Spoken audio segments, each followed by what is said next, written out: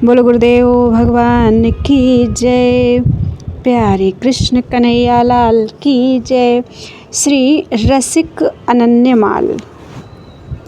भगवत मुदित जी के संबंध में भूमिका चल रही थी।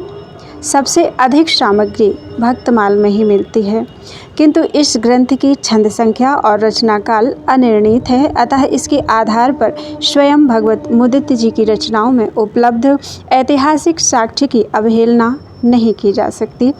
काशी नगरी प्रचारिणी सभा की खोज रिपोर्ट के तृतीय त्रैवार्षिक विवरण में लिखा है, भगवत मुदित जी ने सन 1650 विक्रम संवत 1707 में इस रचना वृंदावन शतक की टीका को लिखा है और इसलिए अब उसका समय सही रूप में ले लिया गया है।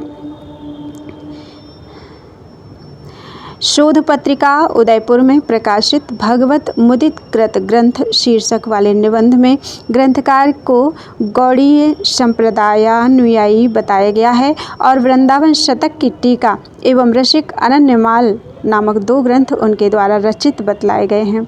मिश्र बंधुओं ने भी भगवत मुदित जी को संवत 1707 में विद्यमान माना है, किंतु उनके द्वारा रचे गए 2 अन्य ग्रंथ हित चरित्र और सेवक चरित्र बताए गए हैं तथा उनको राधा वल्लभीय रसिक कहा है। हम देख चुके हैं कि भगवत मुदित जी राधा वल्लभी संप्रदाय में दीक्षित नहीं थे। यह बात रसिक अनन्यमाल के कई चरित्रों में उनके द्वारा की गई श्री चैतन्य वंदना से भी स्पष्ट है, किंतु अपनी कृतियों द्वारा वे इस संप्रदाय के अति निकट थे और स्वयं भजन भी राधा वल्लभीय रस पद्धति के अनुकूल रहकर करते थे। उन्होंने वृंदावन शतक की टीका की समाप्ति में अपने भजन को हित संगी रसिकों के रंग में रंगा हुआ बतलाया है। इष्ट चंद गोविंद वर राधा जीवन प्राण धन, हित संगी रंगी भजन कहत सुनत कल्याणवन। टीका के मंगलाचरण में भी उन्होंने श्री चैतन्य के बाद श्री हरिवंश की वंदना की है। जय जय श्री हरिवंश हंस हित को विद्वानी, ललिता ललित प्रशंस के लिकल दशा वखानी। जय जय श्री परबोध मोद वृंदावन गायो, बहुविध हरख हुलास बास यह बचन दृढ़ायो। श्री सत्य सनातन रूप जय, नाना आरती मन हरन। जय श्री हरिदास अनन्य, जय कुंज बिहारी हित करन। वृंदावन शतक पृष्ठ 2। भगवत मुदित जी कृत वृंदावन शतक की टीका कामवन वाले गौड़ीय बाबा बंशीदास जी द्वारा प्रकाशित की जा चुकी है। उपर्युक्त उद्धरण उक्त संस्करण में से दिए गए हैं। भगवत मुदित जी द्वारा रचे हुए 207 पद भी प्राप्त हैं, जिनमें राधा वल्लभी रस पद्धति के अनुकूल रहकर लीलागान किया गया है। यह पद श्री राधा वल्लभी आचार्य गोस्वामी नवल लाल जी के पास संग्रहित है। मिश्र बंधुओं ने भ्रांतिवश हित चरित्र और सेवक जी चरित्र को भगवत मुदित जी की रचनाएं कहा है। हित चरित्र के संबंध में भ्रांति हो जाना तो स्वाभाविक है, किंतु सेवक चरित्र तो रसिक अनन्यमाल में वर्णित एक चरित्र है, कोई स्वतंत्र ग्रंथ नहीं है। रसिक अनन्यमाल की प्राप्त होने वाली लगभग सभी प्रतियों में आरंभ में श्री हित चरित्र लग रहा है, जो महात्मा उत्तम दास जी ने रसिक अनन्यमाल में संप्रदाय आद्याचार्य का चरित्र न देखकर उसे अपनी ओर से जोड़ दिया है और साथ ही भगवत मुदित जी कृत ग्रंथ में दिए हुए रसिकों के चरित्रों का संक्षेप करके अपनी रचना में दे दिया है। इससे यह भ्रम होता है कि हित चरित्र भी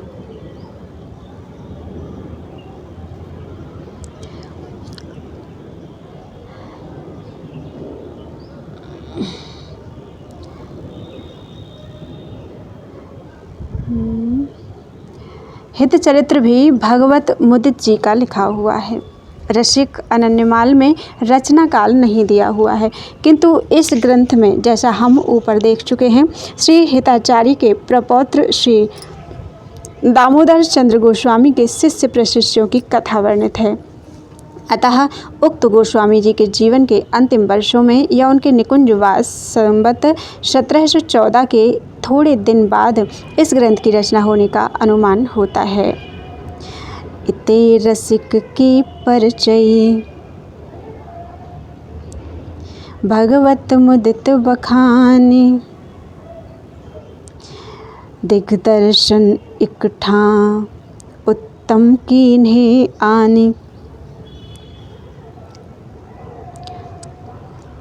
श्री ललिताचरण गोस्वामी रचित श्री हित हरिवंश गोस्वामी संप्रदाय और साहित्य में ही लगभग यही काल स्थिर किया गया है। राधा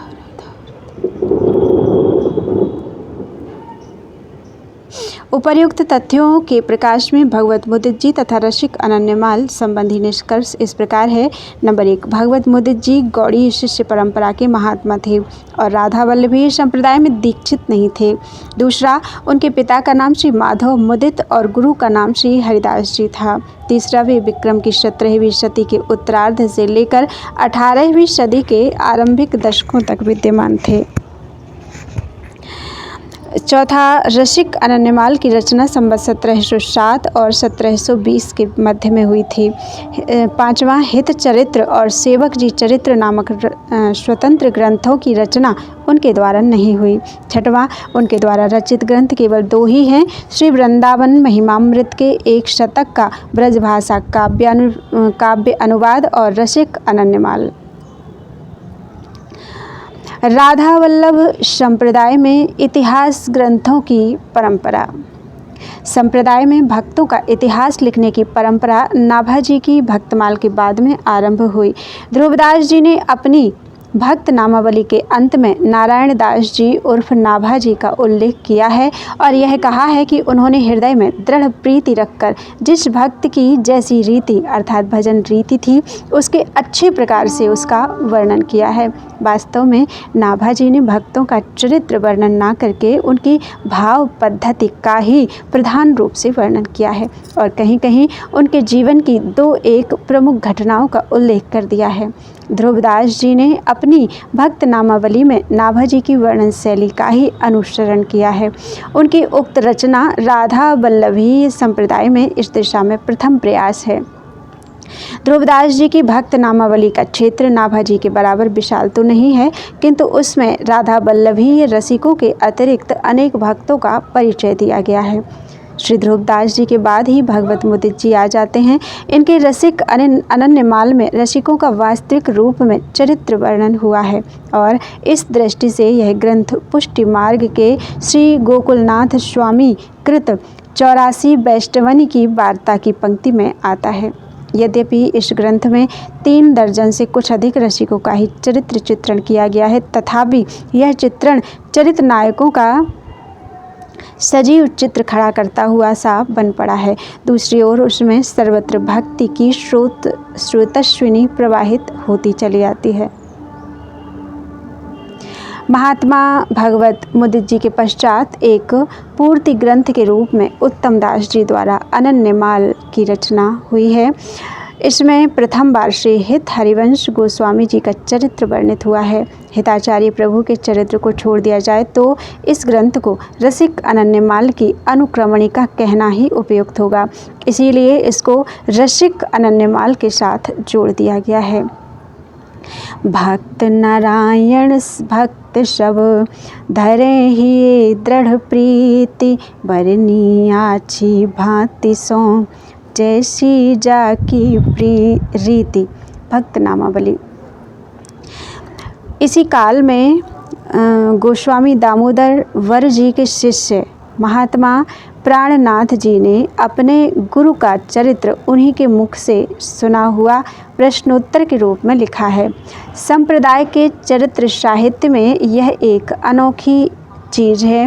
प्राणनाथ जी सुकवि हैं और उन्होंने इस चरित्र को बड़ी लगन और निष्ठा के साथ लिखा है। दुर्भाग्य से यह अभी तक अप्रकाशित है। संवत 1760 में श्री जयकृष्ण जी द्वारा हितकुल शाखा नामक ग्रंथ की रचना हुई है, जिसमें श्री हिताचार्य का एवं उनके वंशज गोस्वामियों का क्रम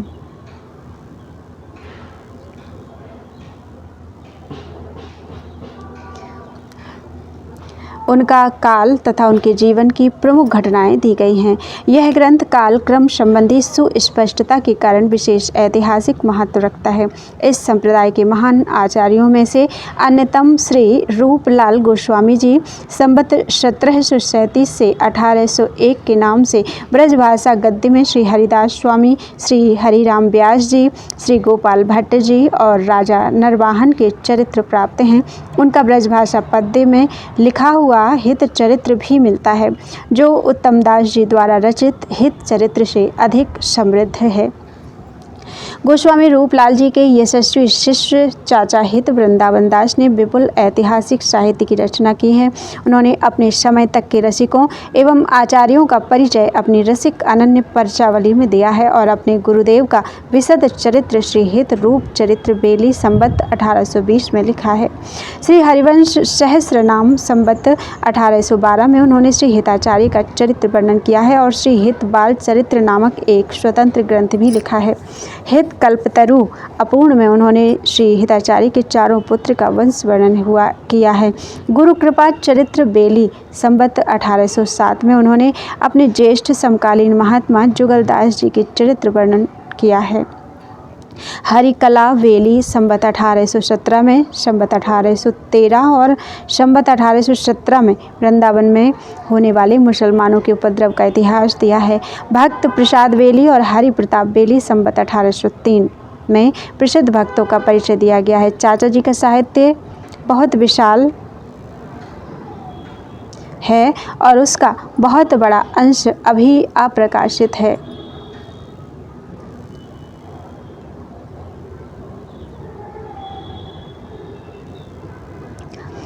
और उसका बहुत बड़ा अंश अभी अप्रकाशित है। सेवक जी ने जो कुछ थोड़ा सा देखा है, सेवक ने जो थोड़ा सा देखा है उसके आधार पर ऊपर लिखे निर्देश किए हैं।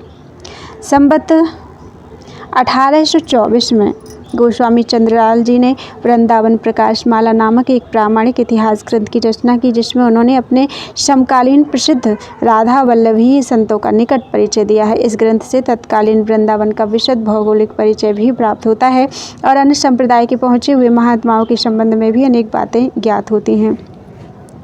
इसी काल में संवत 1844 महात्मा गोविंद अली जी ने अपनी रसिक अनन्य गाथा में आरंभ से लेकर अपने काल तक के राधा वल्लभी रसिकों का परिचय दिया है।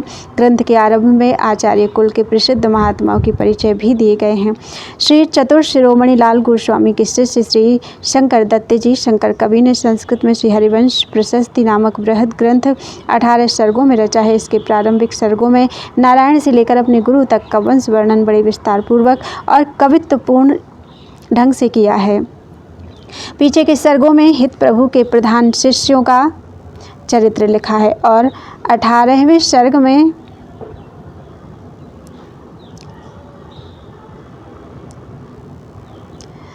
अपने वंश का परिचय दिया है। यह ग्रंथ संवत 1854 में पूर्ण हुआ है। श्री प्रियादास शास्त्री पटना वालों ने संवत 1914 में संस्कृत में सुश्लोक मणिमाला की रचना की है। यह रसिक अनन्यमाल का संस्कृत भाषांतर है, किंतु चरित्रों का वर्णन कवित्वपूर्ण ढंग से किया गया है।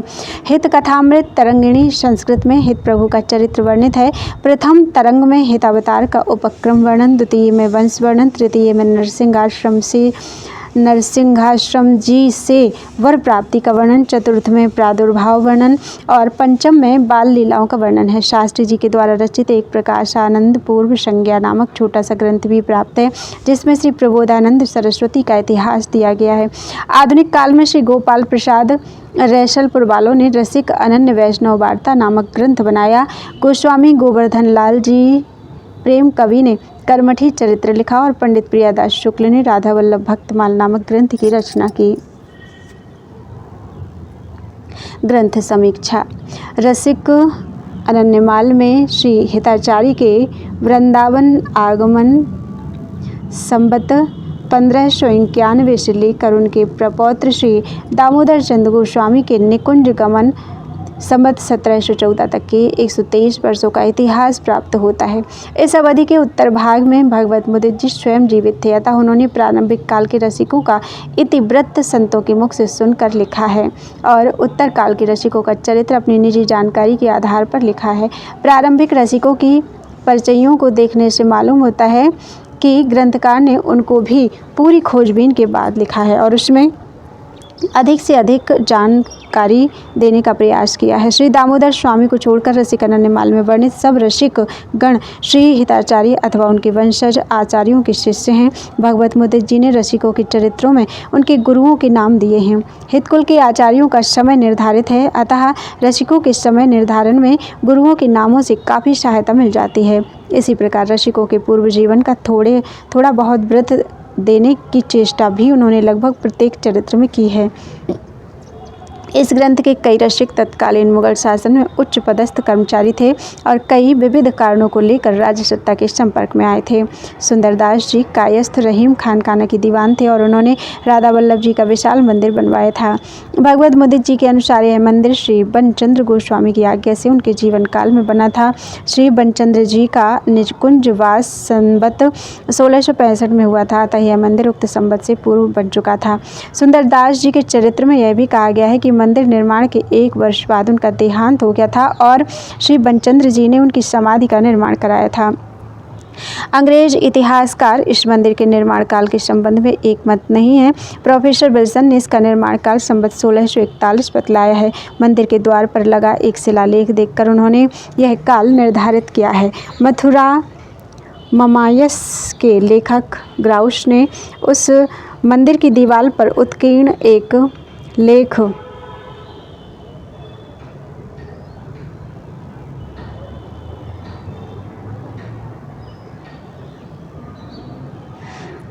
के आधार पर इसका निर्माण संबत 1684 में माना है। प्रोफेसर विल्सन ने जिस शिलालेख का उल्लेख किया है वह अब उक्त मंदिर के द्वार पर विद्यमान नहीं है, किंतु ग्राउस का बताया हुआ लेख द्वार के चौखटे खंभ पर उत्कीर्ण है। इस लेख में संबत 1684 के साथ 2 शिलाटों अर्थात संगत राशों के नाम खुदे हुए हैं। इस लेख के ऊपर पुनः 2 संगत राशों के नाम उत्कीर्ण हैं। इसमें संबत नहीं है, किंतु यह लेख नीचे वाले लेख से स्पष्ट रूप से प्राचीन है। यह दोनों लेख बाईं तरफ के खंभे पर है। दाहिनी ओर खंभे के ऊपर वाले लेख की प्रतिलिपि दी हुई है। इन तीनों लेखों में कहीं भी प्रोफेसर विल्सन द्वारा देखे हुए शिलालेख की भांति मंदिर के निर्माण का उल्लेख नहीं है। अनुमानतः ऊपर वाले लेख में मंदिर का निर्माण करने वाले संगत राशों के नाम हैं और नीचे वाले के मंदिर की मरम्मत करने वाले शिलाटों संगत राशों के नाम खुदे हैं। इन लेखों में मंदिर निर्माण का कोई उल्लेख नहीं, अतः संबत 1684 को मंदिर का निर्माण काल नहीं माना जा सकता।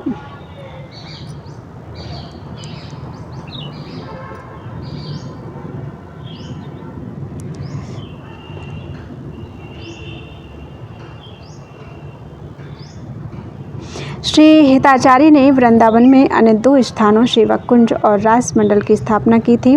इनमें से रासमंडल पर एक शिलालेख लगा हुआ है जिससे कि मालूम होता है कि श्री बनमाली दास श्री बनचंद्र गोस्वामी के जीवन काल में उनके शिष्य भगवान दास स्वर्णकार ने संबत 1641 में रासमंडल के मंदिर का निर्माण कराया था।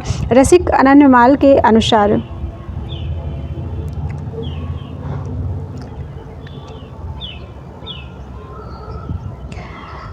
राधा वल्लभ जी का विशाल मंदिर 3 वर्ष में बनकर तैयार हुआ था। रासमंडल वाला मंदिर बहुत छोटा है। राधा वल्लभ जी के मंदिर का निर्माण कार्य आरंभ होने के बाद श्री बनचंद्र जी के शिष्य भगवान दास स्वर्णकार को प्रेरणा मिली होगी और उसने बड़े मंदिर के साथ अपना छोटा सा मंदिर बनवाकर तैयार कर दिया होगा। अतः रासमंडल के शिलालेख से भी राधा वल्लभ जी के प्राचीन मंदिर का निर्माण काल संबत 1641 ही पुष्ट होता है। अकबर के धर्म सहिष्णु शासनकाल में वृंदावन की भूमि पर बनने वाला यह सर्वप्रथम मंदिर है। इसके बाद संबत 1647-48 में राजा मानसिंह द्वारा श्री गोविंद देव जी के मंदिर का निर्माण हुआ। भगवत मुदित जी ने बतलाया है कि राजा मानसिंह मंदिर निर्माण की इच्छा लेकर पहले श्री बनचंद्र गोस्वामी जी के पास आए थे, किंतु उक्त गोस्वामी जी के यह कहने पर कि जो व्यक्ति मंदिर बनवाएगा वह 1 वर्ष के बाद मर जाएगा, वे निराश होकर अन्यत्र चले गए। इसी प्रकार गोपाल सिंह जादव ने भी यह कार्य करना चाहा था, किंतु उक्त शर्त के कारण उनका भी साहस नहीं हुआ। अंत में सुंदरदास जी ने श्री बनचंद्र गोस्वामी की शर्त मानी और मंदिर निर्माण के ठीक 1 वर्ष बाद भगवत सान्निध्य प्राप्त किया। जय हो। नवलदास जी के चरित्र में भगवत मुदित जी ने एक राजनीतिक घटना का उल्लेख किया है। घटना तो उन्होंने सही रूप में लिख दी, किंतु नामों में भूल हो गई है। उन्होंने लिखा है, बहुरी हुमायूं को भयो राज, हेमू मार्यो बैठ्यो गाज, साह कही बनियनि को ल्यावहु, मारो सवनि जहाँ लगी पावहु। इतिहास के अनुसार हेमू को अकबर के संरक्षक बैरम खां ने मारा था, हुमायूं ने नहीं। अतः उसी ने हेमू के सजातीय ढूसर बनियों को पकड़ने की आज्ञा दी होगी। वास्तव में हुमायूं का मरना, अकबर का गद्दी पर बैठना और हेमू का शाही सेना के मुकाबले पानीपत के मैदान में पराजित होना, ये सब एक ही साल सन 1556 की घटनाएं हैं। अतः तिथिवार इन घटनाओं का स्मरण अथवा सही उल्लेख इस काल में संभव नहीं था जब रसिक अनन्यमाल की रचना हुई थी। भाषा और शैली। भगवत मुदित जी ब्रज के निकट अग्रवन अर्थात आगरा के रहने वाले थे, अतः ब्रज भाषा उनकी मातृभाषा थी। इस ग्रंथ के रचना काल तक ब्रज भाषा पर्याप्त समृद्ध हो चुकी थी। इस ग्रंथ की रचना में भगवत मुदित जी का उद्देश्य भक्तों की चरित्र वर्णन द्वारा सामान्य जनता में भक्ति और सदाचार का प्रचार करना था, अतः उन्होंने इसमें बोलचाल की ब्रज भाषा का ही अधिक प्रयोग किया है और यथासंभव संस्कृत के कठिन शब्दों को नहीं आने दिया है। राधा वल्लभीय रसभक्ति सिद्धांत को कथा प्रवाह में डालकर उन्होंने बहुत सरल बनाया है और संप्रदाय के प्रारंभिक युग के ओज और तेजस्विता का परिचय प्रायः प्रत्येक चरित्र में दिया है। रसिक अनन्यमाल की रचना 2 हाथ चौपाइयों में हुई है। हिंदी के प्रेम मार्गी सूफी कवि और महाकवि तुलसीदास अपने प्रबंध काव्यों में इन छंदों का सफल उपयोग कर चुके थे और घटनाओं के वर्णन के लिए ये छंद बहुत उपयुक्त सिद्ध हो चुके थे। भगवत मुदित जी को प्रधानतया रसिक भक्तों की जीवन घटनाओं का वर्णन करना था, अतः उनके द्वारा इन छंदों का उपयोग उचित ही है। रसिक अनन्यमाल की प्रतियाँ। इस ग्रंथ की अनेक प्रतियां संप्रदाय के लोगों के पास हैं। इनमें सबसे अधिक प्राचीन प्रति संवत 1789 की है। यह प्रति लगभग 8 इंच लंबी और 6 इंच चौड़ी है और कई हल्के रंग के कागजों पर लिखी हुई है। इसके अक्षरों और कलेवर पर प्राचीनता की स्पष्ट छाप है। इस प्रति की पुष्पिका इस प्रकार है। इति श्री रसिक अनन्यमाल संपूर्ण। संवत 1689 आश्विन मासे कृष्ण पक्षे तिथो द्वितीयायाम आदित्यवासरे पोथी लिखितम भूधरदास कायस्थ भटनागर पोथी लिखियत शाहजी श्री साहिब राय जी शुभमस्तु मांगल्यम ददात। रसिक अनन्यमाल की अन्य प्रतियों की भांति इस प्रति के आरंभ में उत्तम दास जी की अनन्यमाल लगी हुई है, जिसमें अन्य रसिकों के साथ श्री हित हरिवंश गोस्वामी एवं श्री हरिदास स्वामी के परिचय दिए गए हैं। यह प्रति राधा वल्लभी संत बाबा बैजनाथ जी के पास सुरक्षित है। इस प्रति के अतिरिक्त लेखक ने ग्रंथ संपादन में अन्य 4 प्रतियों का उपयोग किया है, जिनमें से एक प्रति सुहृद श्री कीर्ति वल्लभ जी के माध्यम से, दूसरी राधा वल्लभ जी के मंदिर में दीर्घ काल से निवास करने वाले एकांत सेवी बाबा श्री ध्रुव अली शरण जी से, तीसरी श्री वृंदावन वल्लभ जी गोस्वामी जी से और चौथी श्री प्रमोद चंद्र जी गोस्वामी से प्राप्त हुई। बाबा ध्रुव अली शरण जी वाली प्रति के अंत में पुष्पिका नहीं है, किंतु अंतिम पृष्ठ के नीचे की ओर संवत 1773 वैशाखवदी एकादशी यानी 11 लिखा हुआ है। स्वयं बाबा जी भी इस प्रकार दिए गए संवत की प्रामाणिकता को संदिग्ध मानते हैं। रसिक अनन्यमाल की उक्त 5 प्रतियों के पाठ में विशेष अंतर नहीं है। अपने ज्ञान और रुचि के अनुसार यत्र तत्र शब्दों और मात्राओं में हेर फेर किया है, किंतु वह अधिक प्रभावशाली नहीं है। लेखक ने जैसा ऊपर कहा गया है संवत 1789 की प्रति के पाठ का अनुसरण किया है, किंतु जहाँ एक या आधी मात्रा कम कर देने या बढ़ा देने से छंद दोष दूर होता मालूम हुआ है, वहाँ वैसा कर दिया है। उदाहरण के लिए जहाँ जहाँ के स्थान में जहाँ तहाँ और जहाँ तहाँ के स्थान में जहाँ तहाँ करके छंदोभंग नहीं होने दिया। इस ग्रंथ में एक श्री प्रबोधानंद सरस्वती जी की परिचयी ही ऐसी है जिसमें संवत 1789 की प्रति के बाद की लगभग सब प्रतियों में कुछ छंद बढ़े हुए हैं। इन प्रतियों में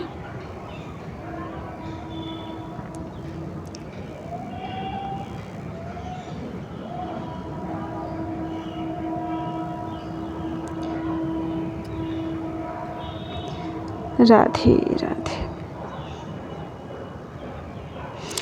इन प्रतियों में परिचयी की चौपाई क्रम संख्या 30 के बाद निम्नलिखित छंद अधिक मिलते हैं।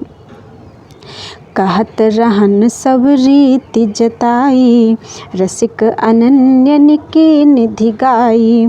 सुनि प्रबोध वृंदावन आए, जान गुसाई कछु अलसाए। कौन कौन सो कीजे बाद, अंतर परे भजन के स्वाद। नमस्कार कही पठयो इनको, अवसर पाए मिली हैं तिनको। ये प्रबोध जो बोध रसाल, लिखि लिखि पठ्यो पद्य रसाल।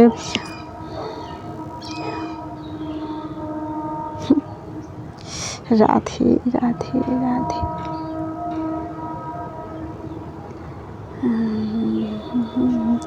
राधे गोविंदा मन भजले हरि का, प्यारा नाम है।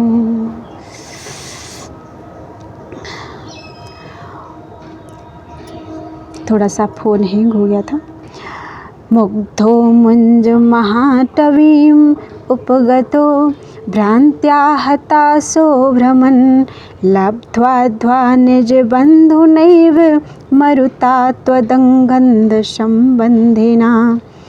आयातो भवतोऽन्तिकं कथमपि, प्रौढाशया तर्षितो। भृङ्गं काङ्गतिमे तु जीवन, जनेहत त्वयोपेक्षिताः। यह अन्योक्ति भ्रमर भय आप, ये किए कमल पराग प्रताप। रसिक पवन जस लय पहुँचायो, तिन संग लाग्यो जग्यो ढिंग आयो। या को सुनत आप उठ आए, आश्रम उचित भेंट पटलाए। जति कही आश्रम बरन, साधे जन्म अनंत। मलिन हियो उज्ज्वल करो, नीरस को रसवंत। नाभाजी की भक्तमाल और रसिक अनन्यमाल। नाभाजी के भक्तमाल में रसिक अनन्यमाल में वर्णित इन राधा वल्लभीय रसिकों का परिचय मिलता है। श्री भुवन जी 5652, श्री जयमल जी 5652, श्री हरिराम व्यास जी 5692, श्री यमुनाबाई 560104, श्री नरवाहन जी 560105, श्री चतुर्भुज जी 5623, श्री जसवंत जी 560155, श्री हरिदास तुलाधार जी 560156, श्री खरगसेन जी 5661, श्री हरिदास तोमर जी 5669, श्री हरिदास तोमर जी 5679, श्री गोविंद दास जी 5679 की प्रियादास जी की टीका में, और श्री प्रबोधानंद सरस्वती 5681। भक्तमाल के प्रकाशित संस्करणों में टिप्पणीकारों ने इनमें से कई को तो राधा वल्लभी रसिक लिखा है और कई को अज्ञानवश अन्य संप्रदायों के अंतर्गत मान लिया है। भगवत मुदित जी के बाद के राधा वल्लभी इतिहास लेखकों ने इन सब के चरित्र अपनी परिचयों और रसिक गाथाओं में लिखे हैं, और इनमें से कईयों के बारे में तो इन बाद के लोगों ने कुछ ऐसी बातें बतलाई हैं जो रसिक अनन्यमाल में आने से रह गई हैं या जिनका वहाँ संकेत मात्र मिलता है। ग्रंथ बहुत बढ़ जाने के भय से हमने इन सब के संबंध में प्राप्त सामग्री उद्धृत नहीं की। राधा वल्लभी रसिकों में जो वाणीकार हैं उनके संबंध में चाचा वृंदावन दास जी कृत रसिक अनन्य पर्चावली और गोविंद अली जी कृत रसिक अनन्य गाथा से उद्धरण दे दिए हैं। वाणीकारों के अतिरिक्त हरिदास जी तुंवर और गोविंद दास जी से संबंधित एक एक पद चाचा वृंदावन दास जी की भक्त प्रसाद बेली से दिया है, क्योंकि नाभाजी की भक्तमाल के वर्तमान टीकाकारों ने इन दोनों के संबंध में अनेक अटकलें लगा रखी हैं। इस ग्रंथ के संपादन कार्य में विद्वान राधा वल्लभी आचार्यों एवं साधु संतों ने मुझे बहुमूल्य सहायता मिली है। इनके सहृदयता पूर्ण सहयोग के बिना यह कार्य असंभव था। मैं इन सब का अत्यंत आभारी हूँ। मैं वेणु प्रकाशन का भी अत्यंत कृतज्ञ हूँ, जिन्होंने मेरे कार्य को सप्रमाण, संयुक्तिक और सुव्यवस्थित बनाकर उसके प्रकाशन का भार अपने ऊपर ले लिया है। मैं आशा करता हूँ कि रसिक साहित्य के अध्येताओं को इस संस्था से सदैव प्रेरणा और सहयोग प्राप्त होते रहेंगे। विनयावनत श्री ललिता प्रसाद पुरोहित, बसंत पंचमी संवत 2017, लश्कर, ग्वालियर। प्रकाशक का निवेदन। इस ग्रंथ के संपादक पंडित ललिता प्रसाद जी पुरोहित मध्य प्रदेश के एक उदीयमान निबंध लेखक हैं और आजकल मध्य प्रदेश संदेश में काम कर रहे हैं। वे कई वर्षों से राधा वल्लभी साहित्य की शोध में प्रवृत्त हैं। रसिक अनन्यमाल का संपादन उन्होंने बड़े परिश्रम और लगन के साथ किया है। मध्य प्रदेश राज्य साहित्य परिषद ने उनके इस कार्य को 1000 रुपये का पुरस्कार देकर सम्मानित किया है। वेणु प्रकाशन द्वारा प्रकाशित यह दूसरा ग्रंथ है। आशा है कि हिंदी साहित्यिक भक्तिकाल की ऐतिहासिक और सांस्कृतिक पृष्ठभूमि पर इसके द्वारा पर्याप्त प्रकाश पड़ेगा और इस काल का समन्वित चित्र खड़ा करने में इससे सहायता मिलेगी। भक्त चरित्रों के प्रेमियों के लिए तो यह ग्रंथ पिछले 300 वर्षों से अत्यंत रुचिकर बना हुआ है। प्रकाशक। तो ये थी भूमिका और समीक्षा श्री रसिक अनन्यमाल की।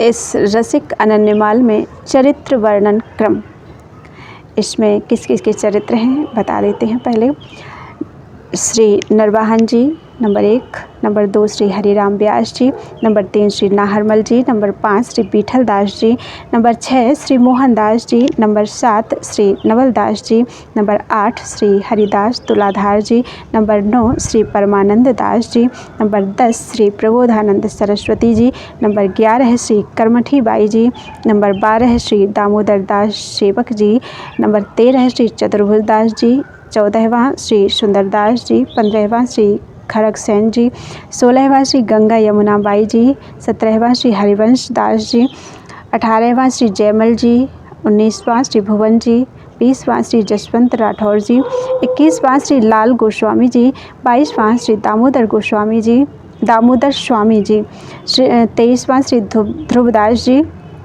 24वां श्री नागरी दास जी, 25वां श्री भागमती जी, 26वां श्री हरिदास तोवर जी, 27वां श्री गोविंद दास जी, 28वां श्री कल्याण पुजारी जी, 29वां श्री श्याम साह तोवर जी, 30वां श्री कन्हर स्वामी जी, 31वां श्री रसिक दास जी, 32वां श्री मोहन दास जी, 33वां श्री द्वारिका दास जी और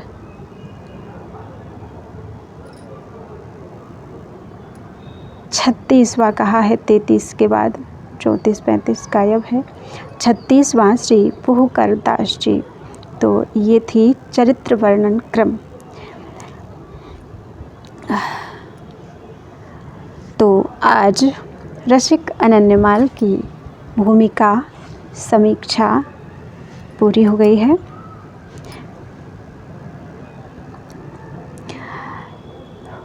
श्री राधा वल्लभो जयति, श्री हित हरिवंश चंद्रो जयति, श्री रसिक अनन्यमाल प्रारंभ होने जा रही है। मंगलाचरण। प्रणवो श्री चैतन्यवर नित्यानंद स्वरूप, श्री हरिवंश प्रतापवल वर्णो कथा अनूप, जा जा को जिह जिह सुभिधि, कृपा करी हरिवंश, तजी असार वेसार गही, भय हंस परशंस, चरण सरन हरिवंश की, आई भय नरषेध, गई अवेद्या कुमति सब, भई प्रेम की वृद्धि, जे आए हरिवंश पथ, सिद्ध भय जो अनन्य, भगवत तिनकी परिचयी, बरनो हूँ सुधन्य। बोलो वृंदावन बिहारी लाल की जय। कल से चरित्र शुरू करते हैं। त्वदीयं वस्तु गोविंदम तुभ्यमेव शम